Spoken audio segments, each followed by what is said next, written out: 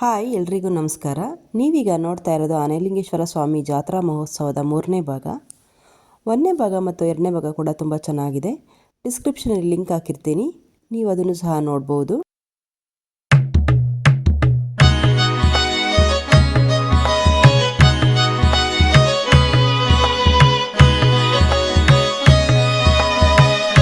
ಈ ವಿಡಿಯೋದಲ್ಲಿ ನೀವು ಆನೆಲಿಂಗೇಶ್ವರ ಸ್ವಾಮಿ ಜಾತ್ರಾ ಪಲ್ಲಕ್ಕಿ ಉತ್ಸವದ ಕೊನೆಯ ಘಟ್ಟ ಹಾಗೂ ಹೊಳೆ ಸ್ನಾನದ ವಿಶೇಷಗಳನ್ನು ನೋಡಬಹುದು ಮತ್ತು ಮಾರನೇ ದಿನದ ದೇವರ ಪೂಜೆಯ ವಿಶೇಷತೆ ಹಾಗೂ ಜಾತ್ರಾ ಮಹೋತ್ಸವದ ವಿಶೇಷತೆಗಳನ್ನು ನೀವು ನೋಡಬಹುದು. ಜಾತ್ರೆಯನ್ನು ಎಲ್ಲರೂ ತುಂಬ ಸಂಭ್ರಮದಿಂದ ವೀಕ್ಷಿಸುತ್ತಿದ್ದಾರೆ. ಜನರೆಲ್ಲರೂ ಕಿಕ್ಕಿರಿದು ತುಂಬಿದ್ದಾರೆ.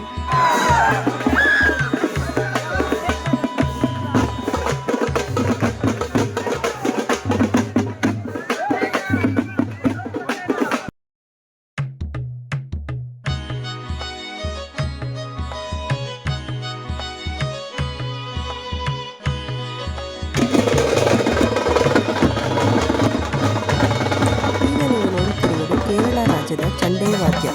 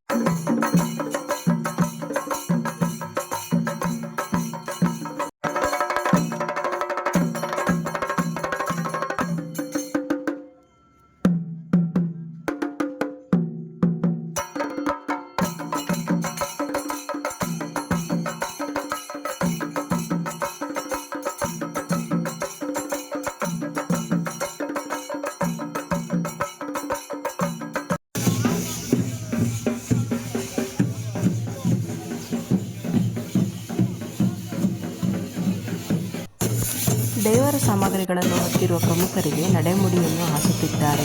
ಈ ಪ್ರಕ್ರಿಯೆ ದೇವಸ್ಥಾನದಿಂದ ಹೊರಟಲ್ಲಿಂದ ಮತ್ತೆ ದೇವಸ್ಥಾನ ತಲುಪುವವರೆಗೂ ನಡೆಯುತ್ತಲೇ ಇರುತ್ತದೆ.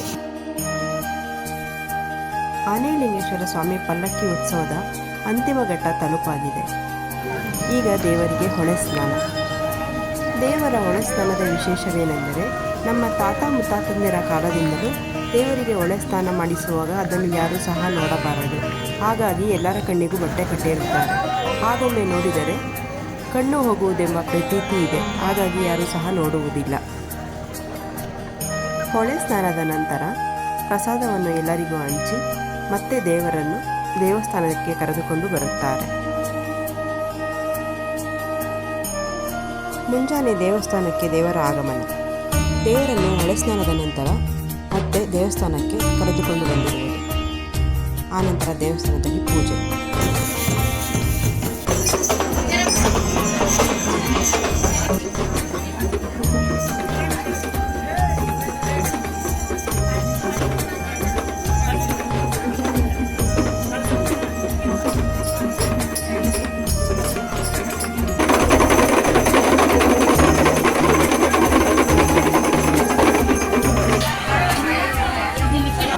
ಮತ್ತೆ ದೇವರಿಗೆ ಪೂಜೆ, ಮಂಗಳಾರತಿ ನಡೆಯುತ್ತದೆ.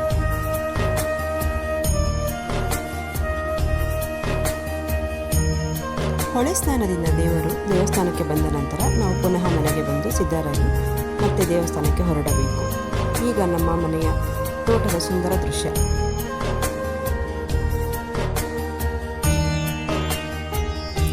ಈಗ ನಾವು ದೇವಸ್ಥಾನಕ್ಕೆ ಹೋಗಲು ಸಿದ್ಧರಾಗಿದ್ದೇವೆ. ದೇವಸ್ಥಾನದಲ್ಲಿ ನಡೆಯುವ ಪೂಜಾ ವಿಧಿವಿಧಾನಗಳನ್ನು, ಕಾರ್ಯಕ್ರಮಗಳನ್ನು ಹಾಗೂ ಅದರ ವಿಶೇಷತೆಗಳನ್ನು ನೋಡೋಣ. ಈಗ ನಾವೆಲ್ಲರೂ ದೇವಸ್ಥಾನಕ್ಕೆ ಹೊರಡುತ್ತಿದ್ದೇವೆ. ನೀವೆಲ್ಲರೂ ಈ ಜಾತ್ರೆಯ ಸಂಭ್ರಮವನ್ನು ನೋಡಬಹುದು.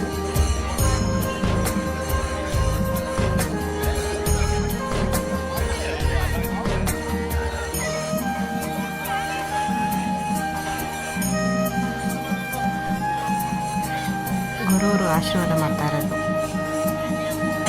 ಇವಾಗ ನಮ್ಮ ದೊಡ್ಡಕ್ಕ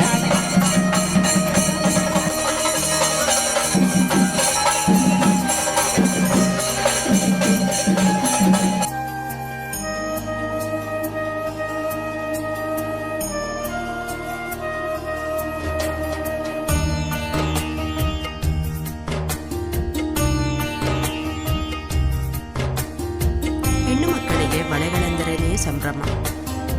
ನಮ್ಮೂರ ಭಾಗ್ಯದ ಬಳೆಗಾರ ರುದ್ರಯ್ಯನವರು ಎಲ್ಲರಿಗೂ ಬಳೆಗಳನ್ನು ತೊಡಿಸುತ್ತಿದ್ದಾರೆ.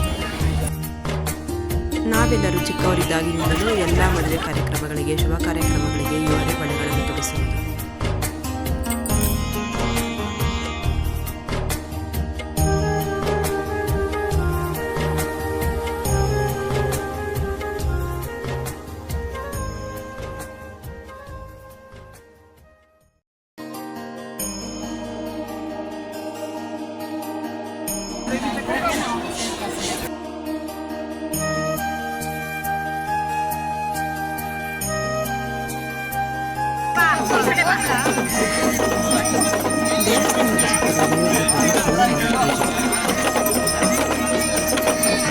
ದೇವಸ್ಥಾನ ಪ್ರದಕ್ಷಿಣೆಯ ನಂತರ ದೇವರನ್ನು ಹೊರಗೆ ಪೂಜೆ ಮತ್ತು ಮಂಗಳಾರತಿ ಮಾಡ್ತಾರೆ.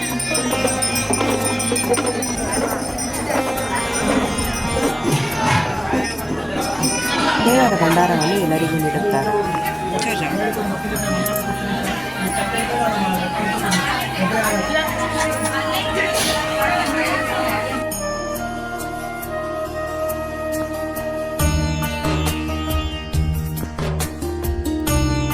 ಇಲ್ಲಿ ನೆರೆದಿರತಕ್ಕಂತಹ ಜನಗಳು ದೇವರ ಮನೆತನದ ನೆಂಟರುಗಳು ಹಾಗೂ ಬಂಧುಗಳೇ ಆಗಿರುತ್ತಾರೆ. ಅವರೆಲ್ಲರೂ ದೇವರ ಮನೆತನದವರಿಗೆ ಉಡುಗೊರೆಗಳನ್ನು ನೀಡುತ್ತಾರೆ.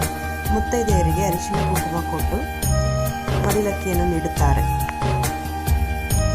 ಈ ದೇವರ ಮನೆತನದಲ್ಲಿ ಜನಿಸಿದ ಮಕ್ಕಳಿಗೆ ಮೊದಲನೇ ಬಾರಿಗೆ ಮುಡಿ ಕೊಡುವುದು ಹಾಗೂ ಕಿವಿ ಚುಚ್ಚುವ ಕಾರ್ಯಕ್ರಮ ಇಲ್ಲಿ ನಡೆಯುತ್ತದೆ. ಇದೇ ವಾಡಿಕೆ ಇಲ್ಲಿ. ಇದಾದ ನಂತರ ಮಕ್ಕಳಿಗೆಲ್ಲ ದೇವರ ಭಂಡಾರವನ್ನು ಹಾಕಿ ಹೊಸ ಬಟ್ಟೆಯನ್ನು ಹಾಕುತ್ತಾರೆ.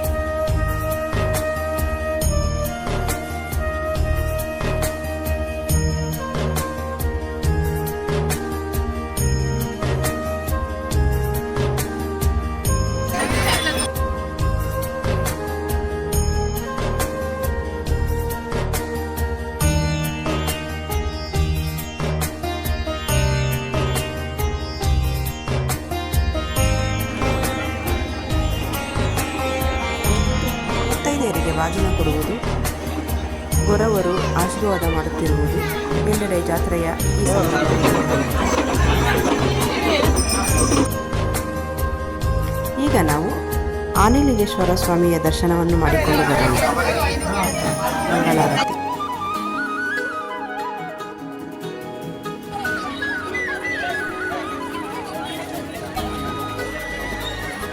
ನಮ್ಮ ಹೆಣ್ಣು ಮಕ್ಕಳೆಲ್ಲ ಜಾತ್ರೆಯಲ್ಲಿ ಖುಷಿಯಿಂದ ಸಂಭ್ರಮಿಸುತ್ತಿರುವುದನ್ನು ನೋಡಬಹುದು.